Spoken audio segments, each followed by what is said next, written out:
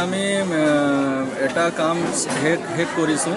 আমি অলপ 2 মাহ আগত কেম্প মোডত আমি চাৰ্টিফিকেট OBC ডকুমেণ্টছবিলাক কালেক্ট কৰিছিলোঁ আৰু আজি আমি কেম্প মোডতে এইটো 461 ফৰ্ম OBC চাৰ্টিফিকেট প্ৰচেছ কৰি পেলাই আমি আজি ডিষ্ট্ৰিবিউট কৰিছোঁ।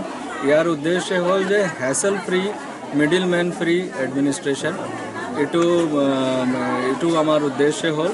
আৰু আমাৰ যিমানখিনি ডিষ্টেঞ্চত লোকেটেড গাঁওখিনি আছে ইয়াত তাত আমি এইটো কেম্প নিচিনা যদি আমি DC অফিচৰ পৰা ছাৰ্ভিচবিলাক দিব পাৰোঁ, আমাৰ এইটো চেষ্টা আছে। আজি আমি OBC চাৰ্টিফিকেটৰ পৰা আৰম্ভ কৰি দিছোঁ।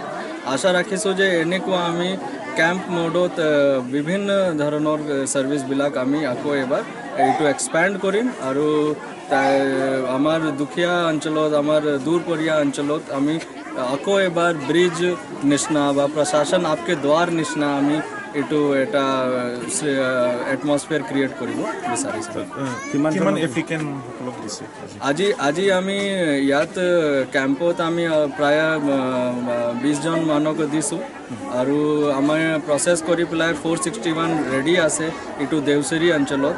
এইটো আজিৰ পাছত আমি মণ্ডল জৰিয়তে যিখিনি গাঁও আমাৰ দূৰপৰীয়া আছে মণ্ডল জৰিয়তে পঠাই দিম আৰু যিখিনি গাঁও চক্ৰ অফিচৰ পাছ আছে তাত আমি সাৰ্কল অফিচত এইটো আমি ডিষ্ট্ৰিবিউট স্যাৰ পাব্লিকৰ কাৰণে বহুত ভাল এটা সুবিধা বনাইছে। আগন্তুক এনেকুৱা আৰু কৰিব নেকি?